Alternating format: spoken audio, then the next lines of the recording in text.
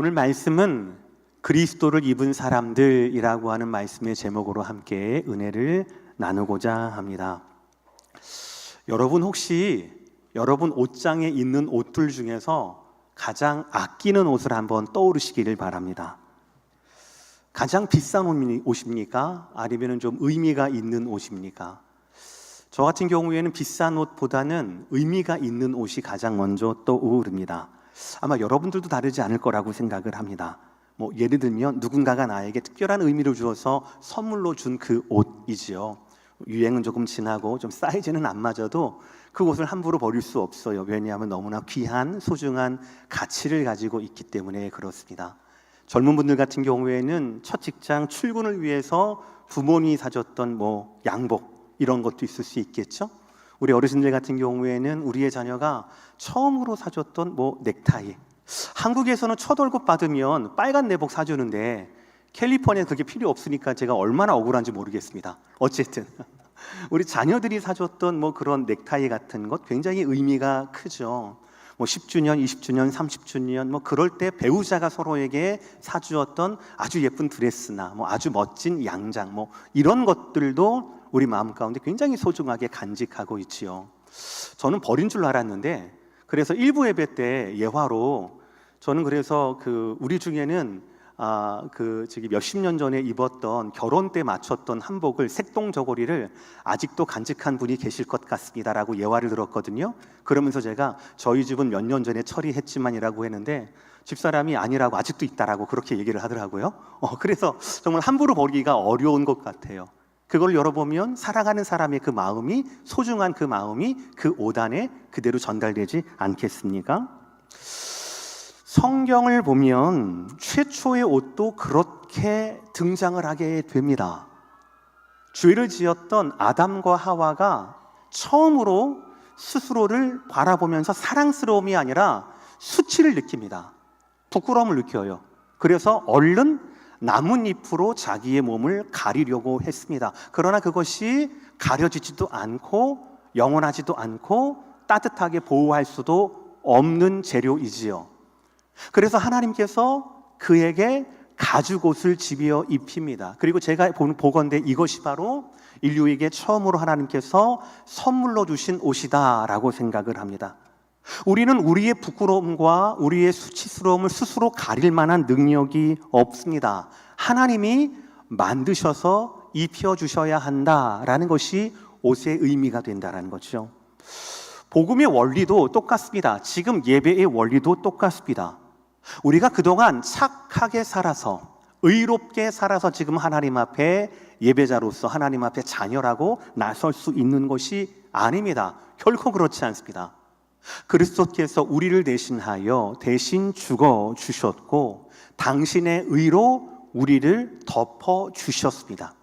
그래서 갈라디아서 3장 27절에 의하면 세례를 받는 우리를 뭐라고 하시냐면 그리스도로 옷 입었다라고 표현하고 있습니다.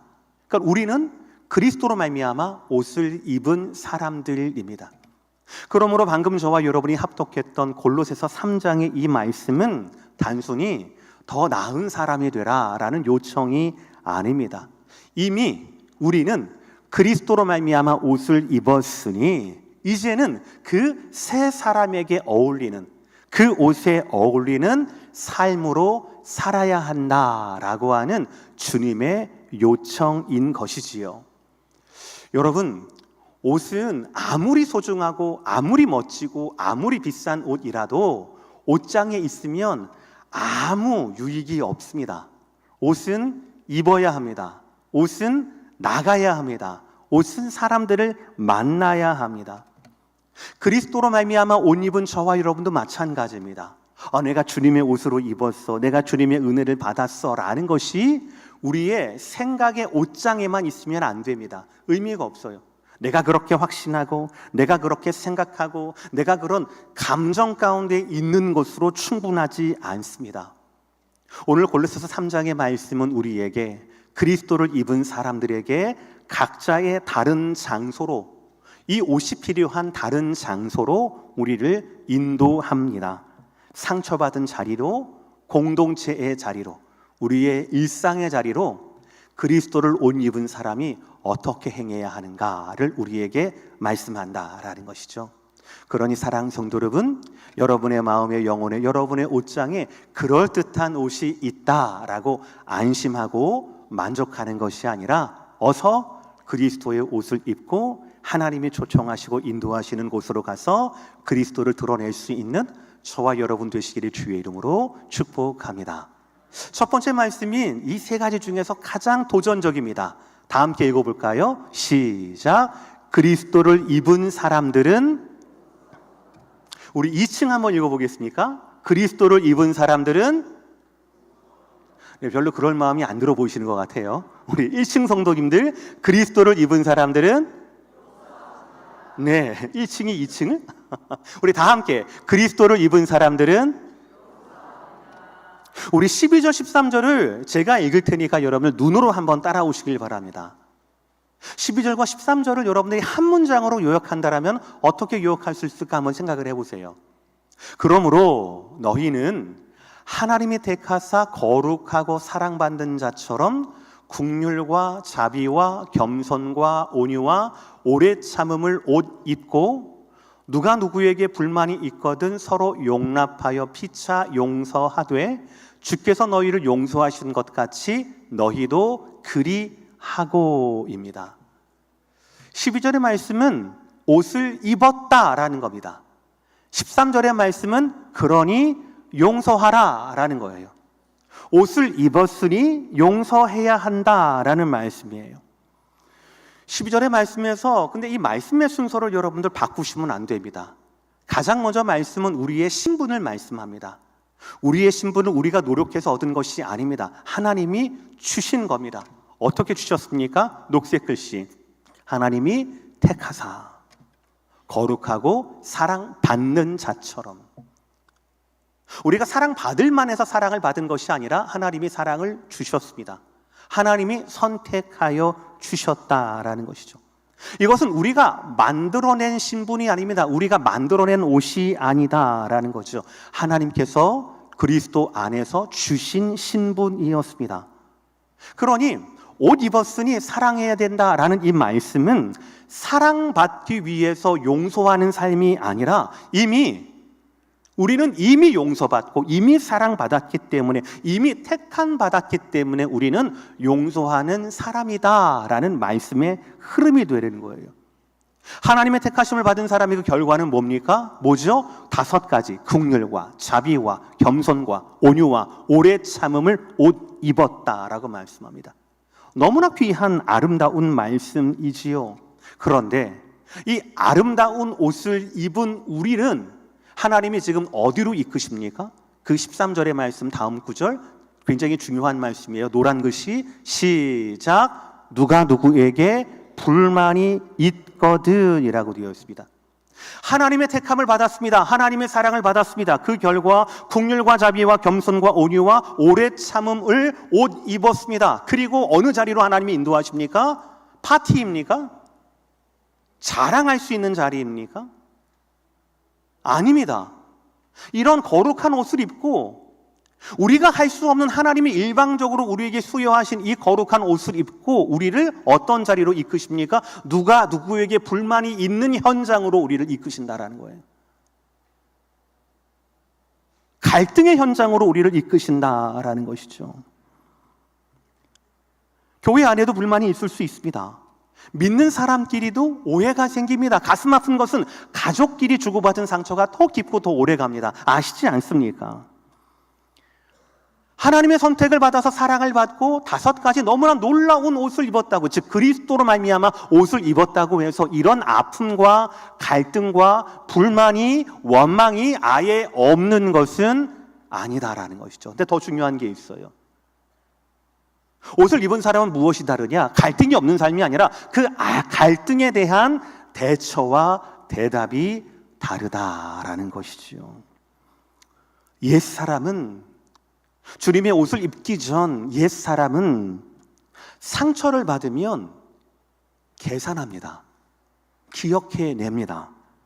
내가 이것 때문에 얼마나 손해를 봤는지, 상대방이 나에게 얼마나 큰 잘못을 했는지, 그래서 누가 먼저 사과해야 되는지 이것을 꼼꼼하게 마음속에 기록을 해놔요. 그리고 기회가 생길 때마다 이것을 꺼내봅니다. 그러니 상처는 더 깊어지는 거죠. 화합은 더 멀어지는 것이지요. 그러나 그리스도를 옷 입은 사람은, 이 세 사람은 전혀 다른 계산법을 배웁니다. 13절 하반절 말씀, 우리 녹색 글씨 시작. 주께서 너희를 용서하신 것 같이입니다. 무조건 용서해야 합니다가 아니에요, 여러분들. 바울은 상대방이 좀 태도가 좀 누그러졌잖아, 그러니까 용서해봐라고 말하지 않습니다. 그때가 언제적 일인데 시간이 오래 지났잖아, 기억이 좀 희미해졌잖아, 그러니 이제는 좀 덮어놔도 되지 않을까? 이제는 좀 용서해도 되지 않을까? 그것 때문에 용서하라라는 것이 아닙니다. 오늘 사도 바울은 골로새서 3장 13절의 말씀을 통하여서 성도로서 그리스도의 옷을 입은 저와 여러분이 용서를 해야 하는데, 그 용서의 시작이 과연 뭐냐? 상대방의 태도나 나의 기억에 용서와 시작이 있는 것이 아니라, 그것으로 말미암아 가는 것이 아니라 바로 그리스도께서, 주께서 너희를 용서하신 것 같이, 바로 그 용서의 시작이 주님께로부터 온다라는 사실이에요. 이거를 기억하지 못한다라면, 이 원리를 붙잡지 못한다라면 우리는 어떠한 일도 용서할 수 없는 사람입니다. 실컷 주님의 옷을 입고 길바닥에 구르는 사람이 되고 만다라는 것이죠. 여기 예수님께서 직접 말씀하셨던, 아주 쉽게 풀어 말씀하셨던 용서의 비유, 마태복음 18장에 나와 있는 비유입니다. 1만 달란트 빚진 자 기억하시죠? 아실 겁니다. 1만 달란트를 빚졌습니다. 주인에게 빚졌습니다. 주인에게 도저히 이 1만 달란트를 갚을 수가 없는 겁니다. 그래서 주인이 놀랍게도 탕감해 주기로 합니다. 용서해 주기로 합니다. 감옥을 나왔습니다. 룰루랄라 나왔어요. 나오는 길에 우연히 자기에게 100데나리온 빚진 사람, 동료를 만나게 됩니다. 어떻게 했을까요? 목을 잡았다라고 얘기해요. 아마 멱살을 잡은 거겠죠. 돈을 갚으라고 이야기를 합니다. 먹고 죽어도 내 돈이 없어 라고 얘기하니까 그러면은 사법기관, 즉 옥에 맡기게 됩니다. 그 일이 일어난 거예요. 용서를 받았지만 용서를 하지 못한 빚진 자의 이야기가 나와요. 근데 여러분들, 마태복음 18장의 이 비유를 들으시면서 여러분 마음 가운데 이런 째째한 사람이 어디 있어, 쥐가 용서받았으면 용서할 줄 알아야지 라고 여러분 너무 쉽게 그 사람을 판단하십니까? 한번 제 얘기를 들어보시겠습니까? 저는 분명히 마태복음 18장에서 예수님께서 왜 1만 달란트, 100데나리온, 단위도 다르고 화폐도 다른 이 두 가지의 채무를 말씀을 하셨을까? 거기에 분명한 메시지가 있지 않을까라고 생각을 했습니다. 그래서 찾아봤어요.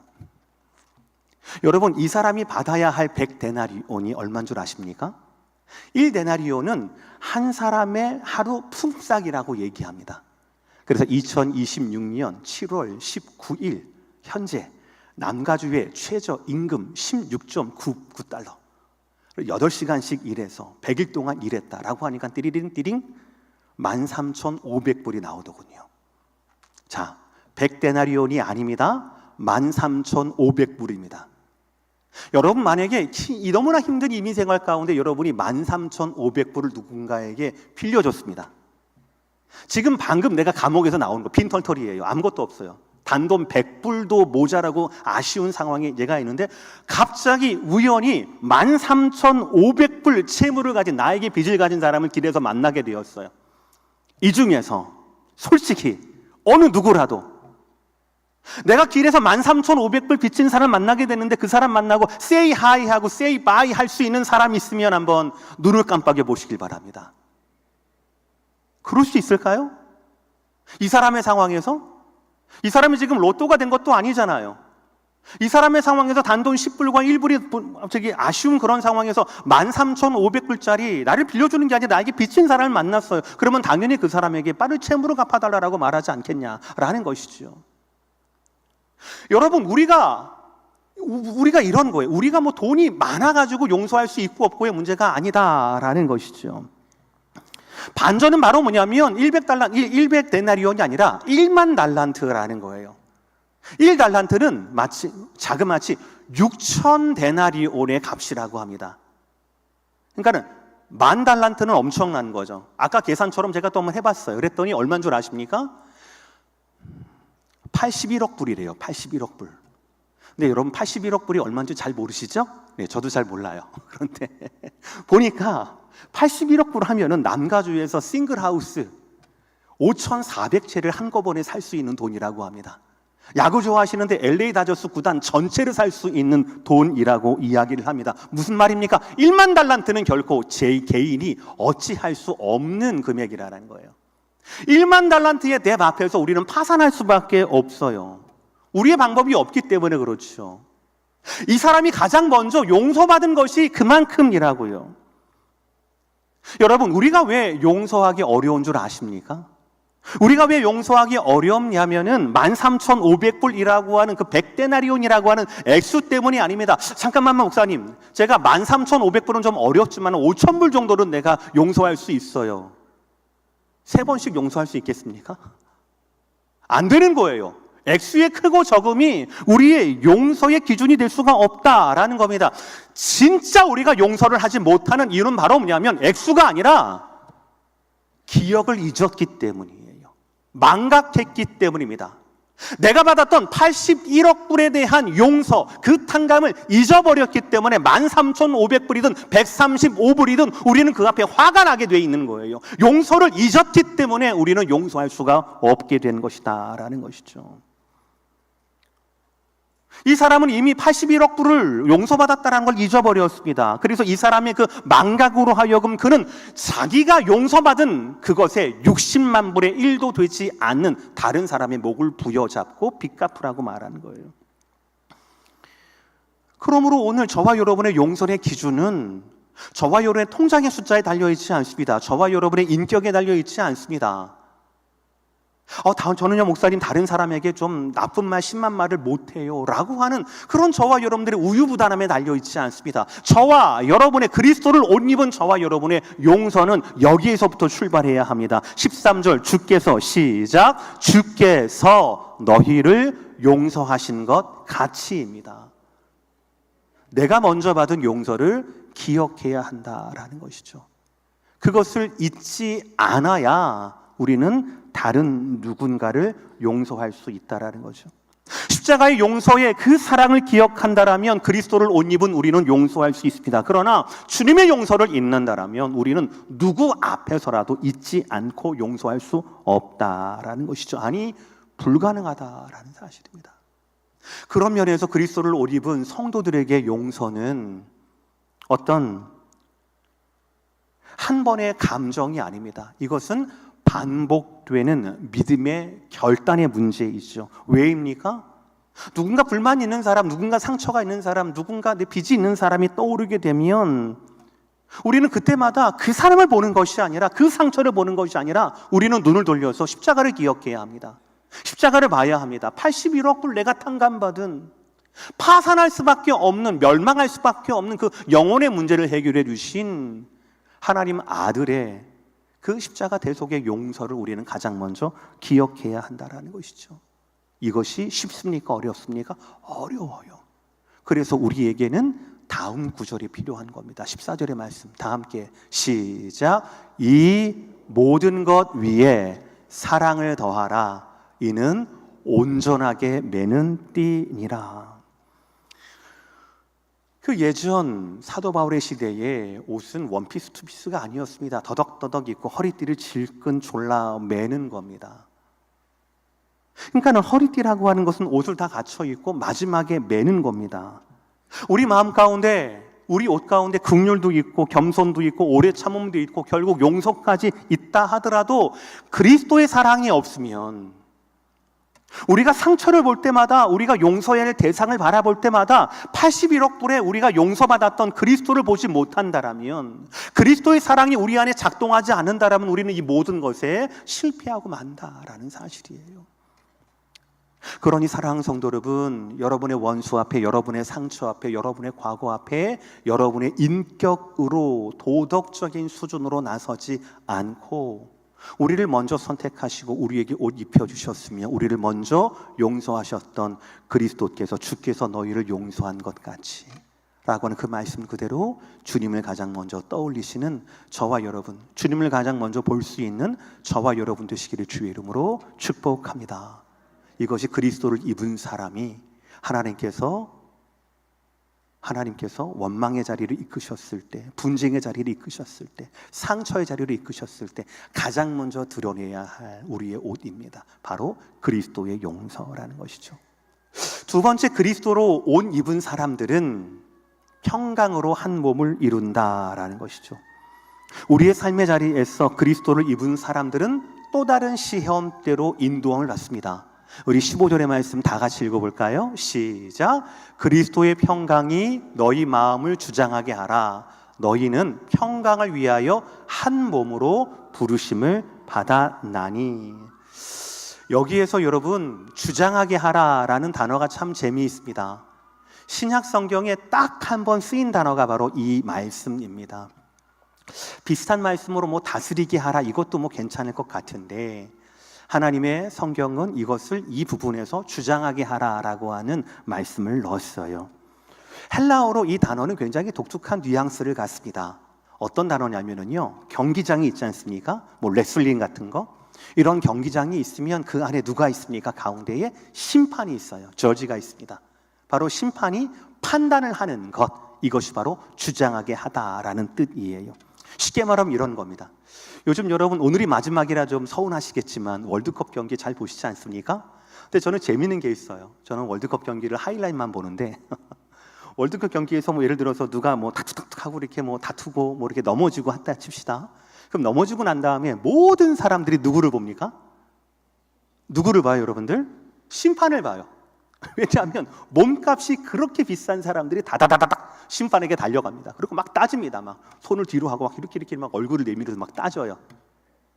이게 내가 잘못한 게 아니라 상대편이 잘못한 거라는 거예요. 상대편이 잘못했으니까 걔한테 레드카드 주고 나한테는 페널티킥이나 프리킥을 달라라는 거죠. 막 주장하는 겁니다. 자기의 권리를 주장하는 거예요. 왜 저번에도 했는데 이번에도 안 해주냐, 뭐 이렇게 뭐 얘기를 막 하게 되는 겁니다. 그때 심판은 판단을 내려야 합니다. 이쪽 팀이든 저쪽 팀이든 판단을 바로 내려야 합니다. 그 장면이 바로 너희 마음을 주장하게 하라라는 거예요. 어떤 갈등이 일어날 때 여러분의 영혼은 고요합니까? 여러분의 마음의 소리는 아주 침묵하고 조용합니까? 아닐걸요? 어떤 갈등 상황에 있을 때, 원망하는 상황에 있을 때, 상처가 나를 들쑤실 때 우리 마음 가운데는 마음의 소리는 여러 가지 채널에서 각자의 요구를 말합니다. 내 안에 자존심은 이렇게 말해요. 야, 네가 먼저 사과하면 너 지는 거야. 절대로 사과하지 마. 미안한 표정도 지으면 안 돼. 그럼 너 지는 거야. 야, 우리가 돈이 없지, 우리가 자존심이 없냐, 뭐 이러면서 자존심이 내게 말을 겁니다. 과거의 상처는 막 우리에게 고래고래 소리를 지릅니다. 야, 내가 그랬잖아. 저 사람은 옛날부터 너를 싫어했다니까. 저 사람은 너 상정하면 안 되는 거야. 만나면 만날수록 상처만 더 깊어지는데 이번에도 저 사람하고 또 이런 일이 있었다라고, 이 멍충아. 이렇게 과거의 상처는 우리를 맞닥대요. 세상의 비교의식은 이렇게 얘기를 합니다. 야, 저 사람보다 네가 더 뛰어나야 돼. 저 사람보다 네가 더 인정받아야 돼. 그래야 다른 사람한테 네가 박수받아. 결국 최후의 승자는 네가 될 수 있어 라고 우리 마음 가운데 마음의 소리가 막 이렇게 합니다. 갈등의 상황 가운데 누가 내 마음 가운데 재판장이 있느냐 없느냐 문제가 아니에요. 이미 누군가는 앉아서 지금 판결을 내리고 있습니다. 문제는 바로 뭐냐면 그 판결을 지금 누가 내리고 있느냐라는 사실이에요. 오늘 바울의 말씀은 너무나 단호합니다. 뭐라고 합니까? 그리스도의 평강이 너희를 주장하게 하라. 즉 그리스도의 평강이 심판이 되게 하라라는 말씀이에요. 내 안에 들끓고 있는 자존심의 소리라든지 상처나 아니면 세상의 기준을 끌어내리고 오직 그리스도의 평강이 우리의 심판되게 하라라는 말씀이에요. 이 말씀입니다. 그리고 난 다음에 뭐라고 말씀하세요? 녹색 글씨 시작. 너희는 평강을 위하여 한 몸으로 부르심을 받았나니라고 합니다. 개인의 정서적인 테라피가 아니에요. 개인의 감정 관리가 아닙니다. 나뿐 아니라 내 마음의 심판자뿐 아니라 너희 모두는 이 그리스도의 평강으로 말미암아 하나의 몸으로 부르심을 받았다라는 것이죠. 서로 다른 사람들이 한 몸을 이루어야 한다. 그 중심에는 뭐가 있다? 바로 그리스도의 평강이 있다라는 사실이죠. 여러분, 우리 모두가 경험하듯이 교회에는 성격과 기질과 형편과 배경이 다른 많은 분들의 모임입니다. 오래된 교회도 계시고 비교적 새롭게 등록하신 분들도 계십니다. 직분이 있는 분들이 계시고 또 없는 분들도 계십니다. 경제적으로 조금 여유가 있는 분들도 계시고 그렇지 않은 분들도 계십니다. 세상에서는 이런 차이가 그 사람의 가치를 결정하기도 합니다. 그러나 교회는 그렇지 않습니다. 우리는 한 몸입니다. 우리는 모두 같은 십자가 아래에서 용서를 받았습니다. 우리는 모두 같은 그리스도를 옷 입었습니다. 우리는 오늘 말씀처럼 한 몸으로 부르심을 받았다라는 것이죠. 그러므로 공동체 안에 갈등이 생길 때 우리는 누가 옳으냐라는 것을 물론 묻는 것도 중요합니다. 그러나 누가 옳으냐라는 것을 묻고 답하는 것, 이것보다 더 중요한 질문과 답이 있다라는 것이죠. 나의 이 말과 나의 이 행동이 한 몸으로 이루신 그리스도의 피를 찢는가 아니면 합하는가, 이것이 더 중요한 질문과 답이라는 겁니다. 여러분 꼭 기억하셔야 돼요. 사랑하는 성도 여러분, 여러분 오늘 교회 자리에서든 여러분 가정의 식탁에서든 억울함이 일어날 때, 불안이 밀려올 때, 과거에 대한 후회가 막 물밀듯이 몰려올 때 여러분 마음 가운데 있는 재판석을 내려놓으십시오. 그리스도의 평강이 너희 마음을 주장하게 하라. 그리스도의 평강이 여러분의 마음을 주장하게 하십시오. 십자가로 화평을 이루신, 죄인을 대신해서 몸을 지키시고 벌을 받으셨던 그 하나님의 십자가로 말미암아 화평을 이루신 그리스도의 주권과 은혜가, 그로 말미암는 그리스도의 평강이 여러분의 자존심보다, 여러분의 과거의 상처보다, 여러분의 이기심보다, 여러분의 유익보다 먼저 앞서야 하고, 이를 위하여서 저와 여러분이 다름을 버리고 한 몸 되게 해라 라는 것이 그리스도를 입은 사람들을 향한 하나님의 초청이다라는 사실이에요. 기억하십시오. 그리스도를 입은 사람은 첫 번째 뭐합니까? 용서합니다. 내 능력으로, 내 실력으로? 아니요. 우리가 주님께 용서받은 것처럼 주님을 기억하고 용서해야 한다는 거죠. 두 번째 뭡니까? 그리스도를 입은 사람은 평강의 한 몸을 이룬다라는 것이죠. 다름을 인정해야 합니다. 그러나 인정 가운데도 같은 그리스도, 같은 십자가, 같은 부르심, 이것을 향하여서 우리는 나뉘는 공동체가 아니라 합치는 공동체로 주 앞에 나아가야 한다. 이것이 주님의 말씀입니다. 아멘이십니까? 마지막 세 번째 말씀은 그리스도를 입은 사람들의 일상입니다. 그것은 예배 자체라는 것이죠. 오늘 16절과 17절 마지막으로 다 함께 읽어보겠습니다. 시작. 그리스도의 말씀이 너희 속에 풍성히 거하여 모든 지혜로 피차 가르치며 권면하고 시와 찬송과 신령한 노래를 부르며 감사하는 마음으로 하나님을 찬양하고, 또 무엇을 하든지 말에나 일에나 다 주 예수의 이름으로 하고 그를 힘입어 하나님 아버지께 감사하라. 아멘. 당시 골로새 교회는 거의 대부분이 새가족들이었습니다. 즉 유대인 출신 그리스도인이 아니라 이방인, 헬라인 출신 그리스도인들이 가득했어요. 그래서 다른 사람의 말에 귀가 굉장히 얇아졌습니다. 골로새서 말씀을 보게 되면 어떤 사람들이, 야, 너네들 예수만으로는 부족해, 복음으로는 부족해, 너네들한테는 새로운 철학이 있어야 돼, 새로운 체험이 있어야 돼, 새로운 훈련이 있어야 돼, 복음 플러스 알파가 있어야 돼 라고 이야기를 했어요. 그러나 사도 바울은 그렇지 않다라고 이야기를 합니다. 이미 만물이 그리스도 안에서 충만하게 되었다. 너희가 전해받았던 그리스도 안에 모든 것이 다 충만하게 되어 있다. 우리에게 필요한 것은 그리스도 외에 뭔가를 더하는 게 아니야. 우리에게 필요한 것은 첫 번째 말씀처럼 그리스도의 말씀이 너희 속에 풍성히 거하는 거야 라고 말씀하고 있어요. 어떻게 풍성히 거합니까? 피차 가르치며 권면하고라고 되어 있어요. 하나님의 말씀은 그리스도에 대한 이 소식 복음은 목회자에게만, 설교자에게만 이루어지는 것이 아닙니다. 오늘도 우리의 자녀인 사만다의 입술을 통하여서 여러분 너무나 귀한 복음의 소식들을 듣지 않았었습니까? 모든 그리스도를 옷 입은 사람들에게는 그 사람들의 입술을 통하여서 그 사람들이 모인 곳에는 반드시 복음이 전해져야 합니다. 복음으로 채워져야 합니다. 그래서 피차 서로 가르치고 서로 권면해야 한다라는 것이죠. 여러분 도전하십시오. 여러분 이제 8월이 되고 이제 9월이 되면 여러분의 목장과 여러분의 교구가 다시 모이지 않겠습니까? 그때 여러분들 월드컵 얘기나 정치 얘기는 하지 마시길 바랍니다. 그때 우리는 무엇이 있어야 됩니까? 피차 가르치고 권면해야 합니다. 무엇을요? 그리스도의 말씀이 우리 안에 풍성히 거하도록. 남은 자리가 있으면 안 됩니다. 빈틈이 있으면 안 됩니다. 그리스도의 말씀이 우리 안에 풍성히 거하도록 모든 지혜로 피차 가르치며 권면하고. 성도들은 서로가 서로에게 복음을 들려줘야 한다라는 것이죠. 그래야 낙심한 자들이 소망을 얻게 되고요, 길을 잃은 사람들이 복음을 듣게 되고요, 잘못된 길을 가던 사람들이, 잘 들으세요, 사랑으로 진리를 권면받을 수 있기 때문에 그렇습니다. 사랑으로 진리를, 꼿꼿하게 진리를 말하는 것이 아니라 사랑으로 진리를 말할 수 있고 권면할 수 있어야 한다라는 것이죠. 그리고 이어서 뭐라고 합니까? 시와 찬송과 신령한 노래를 부르며 감사하는 마음으로 하나님을 찬양하고. 바로 예배이지요. 우리의 일상은 예배가 되어야 한다라는 것입니다. 아마 오늘 예배 광고를 통하여서 좀 놀라신 분들이 계실 수 있을 거라고 생각을 합니다.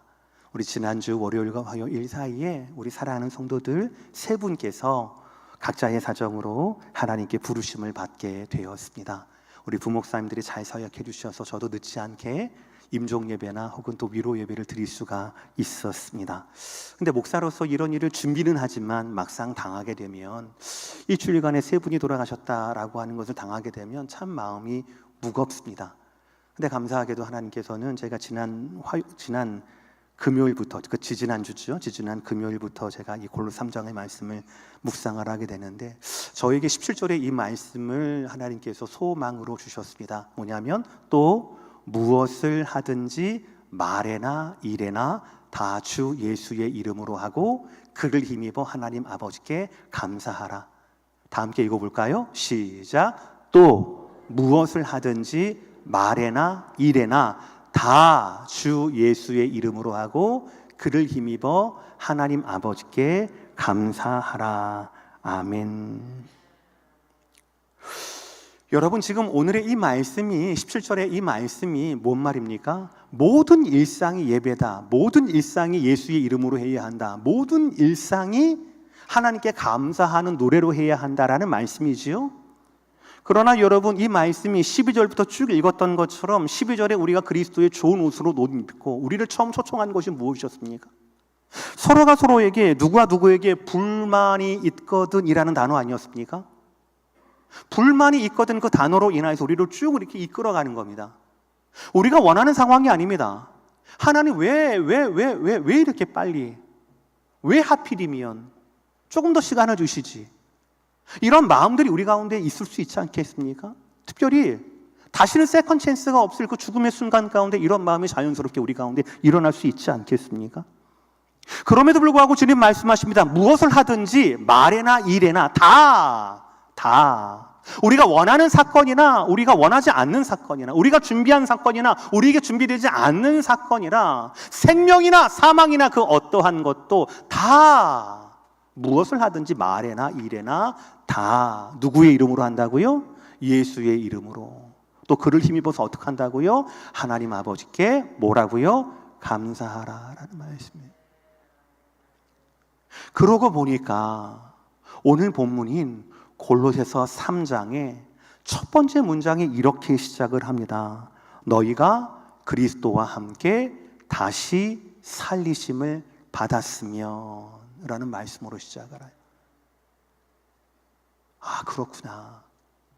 옛사람을 벗고 새사람을 입는다라고 하는 것이 우리가 주님 앞에, 무덤 앞에 서는 것이 아니라 주님의 다시 살리심을 받은 것이었구나. 다시 살리심을 받지 못한다라면, 우리가 부활의 소망이 있지 않다라면 우리는 그리스도를 옷 입을 수도 없고 새 사람이 될 수도 없으며, 쳐다볼 십자가가 없는데 어떻게 용서할 수 있는 능력이 나오겠습니까? 어떻게 서로 다른 의견 가운데 한 몸이 될 수 있도록 평강이 우리 마음의 심판이 될 수가 있겠습니까? 어떻게 모든 말에나 일어나 모든 케이스마다 모든 사건들마다 어떻게 예수 그리스도 이름으로 할 수 있고 어떻게 하나님께 감사함을 할 수가 있겠습니까? 아, 그렇구나. 우리는 옛사람을 버리고 새사람을 입었구나. 우리는 이미 예수 그리스도의 다시 살리심을 받은 자들이구나 라는 것을 저는 깨달을 수가 있었습니다. 사랑하는 성도 여러분, 우리가 무릎 꿇는 자리는 죽음 앞이 아니라 부활하신 그리스도 앞입니다. 그렇기 때문에 우리는 무슨 일이나 말에나 다 예수의 이름으로 행할 수가 있는 겁니다. 슬픔으로 말미암아 눈물을 흘리면서도 감사할 수 있는 겁니다. 이 슬픔이 끝이 아니다라는 것을 알기 때문이지요. 오늘 말씀 마무리하겠습니다. 사랑하는 성도 여러분, 용서는 내가 용서받기 위한 조건이 아닙니다. 주께서 너희를 용서하신 것처럼 이미 용서받은 사람이 맺어야 할 열매가 우리의 용서입니다. 평강은 우리가 만들어낸 감정이나 분위기가 아닙니다. 그리스도의 평강이 너희 마음을 주장하게 하라라고 하셨죠. 예수 그리스도의 십자가로 이미 이루어졌던 그 평강을 향하여 우리가 한 몸으로, 서로 다른 사람들이지만 한 몸으로 서로를 세우는 것입니다. 예배는 우리가 하나님께 인정받기 위한 공로가 아닙니다. 무엇을 하든지 말에나 일에나 다 주 예수의 이름으로 하고, 저와 여러분이 일상을 살아가는 삶 자체가 저와 여러분의 예배가 되어야 한다라는 것이죠. 그리스도로 입혀진 이 옷을 여러분 마음의 예배당 안에만 두지 마십시오. 여러분 마음 가운데 주일에만 꺼내서 입는 옷장에 다시 들여가지 마십시오. 만약에 오늘 말씀을 듣고 오늘 용서해야 할 일이 있다라면 주님을 품고 그 사람을 용서하십시오. 가정에서 여러분들이 아버지로서, 어머니로서, 자녀로서, 부모로서 혹시 상대방에게 상처 주는 말이 기억났다라면 주님께서 우리를 품으신 것처럼 여러분들도 사과를 하십시오. 교회에서 또한 마찬가지입니다. 내 주장과 내 이익보다는, 내 말의 그럴듯함보다는 우리를 위해서 피 흘리셨고 우리에게 평안과 한 몸을 허락하셨던 그리스도의 평안을, 한 몸을 세우시기를 원합니다. 또 슬픈 가운데 있는 지체가 있다라면 그 옆에 조용히 함께 앉아서 그리스도의 다시 사심을 나누시기를 바랍니다. 세상은 우리가 어떤 교리를 알고 믿고 있는지 보지 않습니다. 그것으로 감동받지 않습니다. 우리가 세상에서 상처받은 자들 가운데 어떻게 반응하는지, 갈등 속에서 그리스도인이 어떻게 말하는지, 평범한 일상을 우리가 어떻게 채우는지, 슬픔 받은 사람 옆에서 우리가 어떻게 행동하고 위로하는지를 봅니다. 그리고 그 자리에서, 갈등의 자리에서, 상처의 자리에서, 공동체의 자리에서, 삶의 자리에서 우리가 입고 있는 옷, 그 안에 예수가 드러나게 된다라는 것이죠. 다시 말씀드립니다. 상처의 자리에서 용서의 옷을 입으십시오. 공동체의 자리에서는 평강의 옷을 입으십시오. 일상의 장소에서는 말씀과 감사의 옷을 입으십시오. 그렇게 할 때에, 그리스도로 옷 입었을 때에 세상은 우리의 옷차림이 아니라 저와 여러분 안에 있는 그리스도를 보게 될 것입니다. 그리고 그들 동안 그리스도에 나와서 우리와 같은, 나와 같은 구원받고 용서받고 탕감받은 그런 사람으로 되기를 소원하게 될 것입니다. 사랑하는 성도 여러분, 여러분의 상처를 통하여, 여러분의 원망을 통하여, 여러분의 후회스러운 과거를 통하여서도 그리스도를 드러낼 수 있는 저와 여러분, 그리스도로 옷 입은 저와 여러분 모두가 되시기를 주의 이름으로 축복합니다.